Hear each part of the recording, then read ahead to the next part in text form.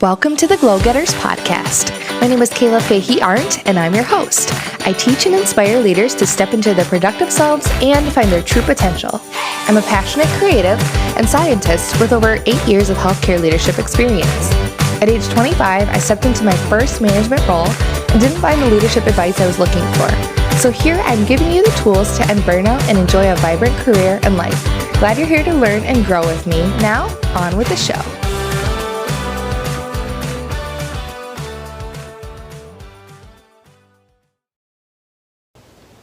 Hi, thanks for watching this video. My name is Fahey-Ahrndt and I'm a leadership expert. I connect young professionals with leadership tools and create a collaborative community where we can work to help you be successful every single day at work. And I also offer mentorship through my leadership collaborative community. So if you want to check that out, the link is in the description of this video, and I'd love to have you. So let's talk about the concept at hand. Say what? I want to talk to you guys about coaching your direct reports. I want to talk to you about coaching your colleagues. As a leader, we get a lot of questions for advice. People come to us, think that we're the experts, and oftentimes we're very knowledgeable on the subject. Sometimes we're not.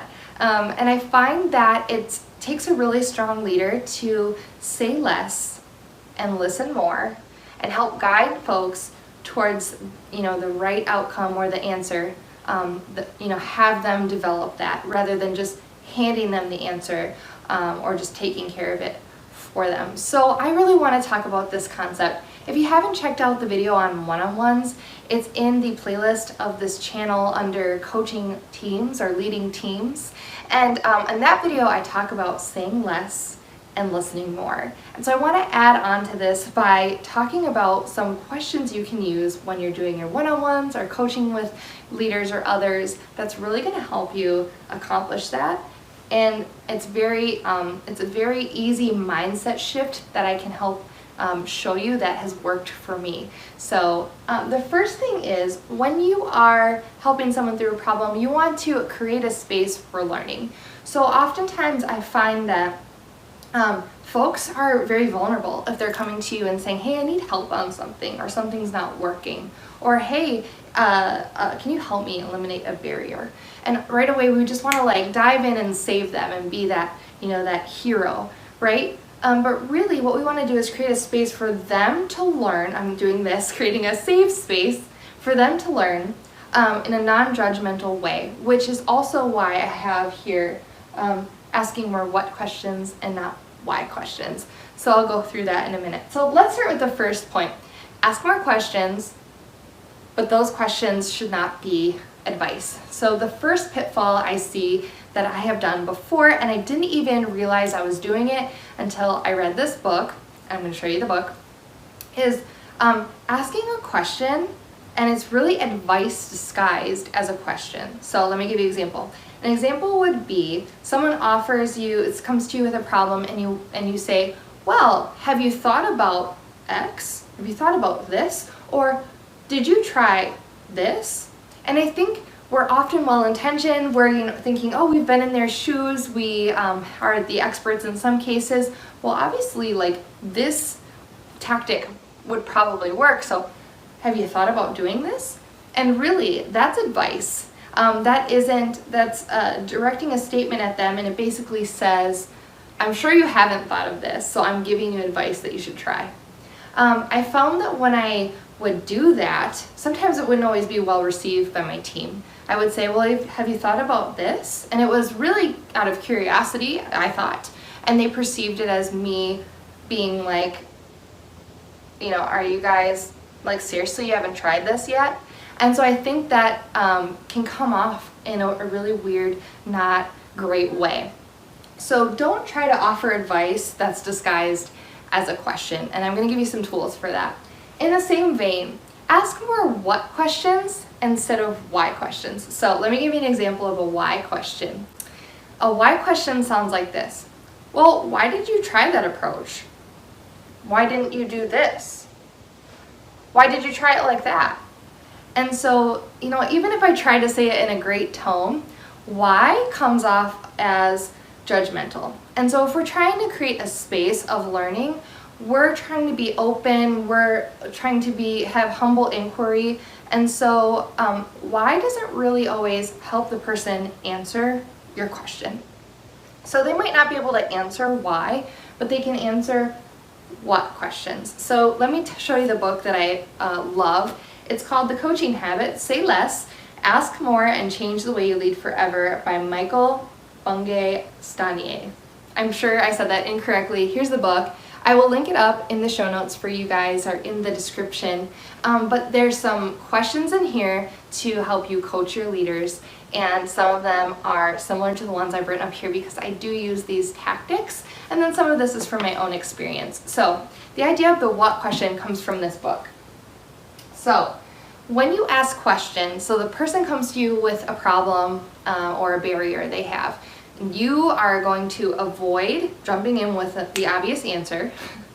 You are going to ask them a question. It's going to be some sort of what question, and it is going to maybe, you know, if this is your first time doing this with your direct reports, or you're trying it with new people, or even if it's a really tough project they're working on, you're going to need to be okay with silence. So this is something I heard a long time ago. I don't even know if the statistic is correct, but one of my leaders, my mentors in a volunteer group, she said something like, you've got to be okay with 7 seconds of silence, because that gives people time to process, and someone's going to get itchy and want and need to respond. And so you have to be okay with silence and giving the person time to think. And maybe one of these questions is going to make them think so much that they're going to need some time, and it's going to help them reflect on what they're truly asking or what they're trying to improve. So here are some what questions as opposed to the why did you try that approach question. What is on your mind? If you listen to the one-on-one video that I mentioned before, what's on your mind is the first question that I ask during one-on-ones to help people, just an open-ended question. Hey, what's on your mind? Because I want them to share anything that's on their mind with me so that I can help them work through it. If they're thinking about a project that they have a barrier with, what's on your mind is probably that thing that's gnawing at them. So that's gonna be better than, well, why do you think it went poorly? Well, what's on your mind? Tell me more about what you're thinking about. The next question is, what were you hoping for? When you ask, what were you hoping for, you're essentially asking, what did you think was going to happen? What did you want to happen? What was the outcome that you were going for? You can ask any of those questions.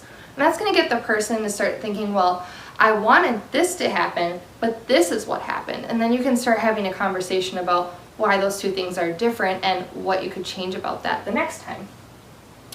What else can you do? I have often had folks come to me and they'll say, I've tried this and this and this and this, and I'll say, well, what else can you do? Or I don't think I have it up here, but something I've asked is, well, what can you do about it? What else can you do about it? What are you going to do about it? I think sometimes people bring us problems because they want to vent. And so when I ask that question, sometimes it's like, oh, it's behind me, it's fine. I don't need to deal with it anymore. I just wanted to tell you. And then you're like, great, problem solved. But really, when you ask them, well, what should you do about it? What are you going to do about it? It really forces them to think about alternatives. Even if they've tried so many different things, there's always a way. There's always a way. What is the real issue? Sometimes people like to come and bring all their baggage and tell you all the stories and the layers of the issue.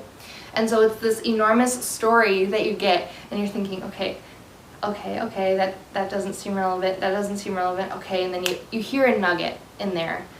That's their problem. And so one good question to ask is, what is the real issue for you here? Or something along the lines of, what part of that didn't go as well as you had planned?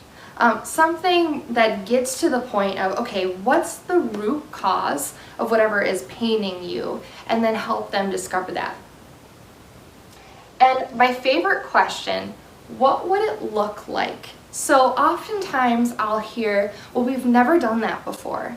And I'll respond and say, well, what would it look like if we did? What would that look like? And sometimes what our current resources are compared to what they think they might need to accomplish that thing or to overcome that barrier is preventing them from thinking more visionary. And if you're a leader, oftentimes you're a big picture thinker like me, right? So I don't get stuck in the details as much. That's probably one of my weaknesses. But what I do is surround myself with folks who are detail oriented, and it's my job to get them out of the weeds and say, well, what could it look like if you did this? Well, and you could even say, without any constraints, what would be like the best, the most ideal thing that you could do? And people get excited and jazzed and they start brainstorming. And then they'll think, oh, well, even if we don't have all those resources, we have this. So it could look like this. And then they start coming up with their own ideas.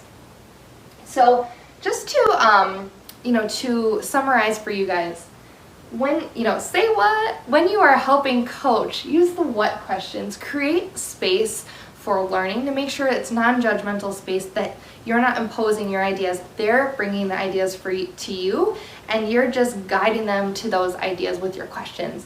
Ask more questions, don't give advice in the form of a question, and stop using why.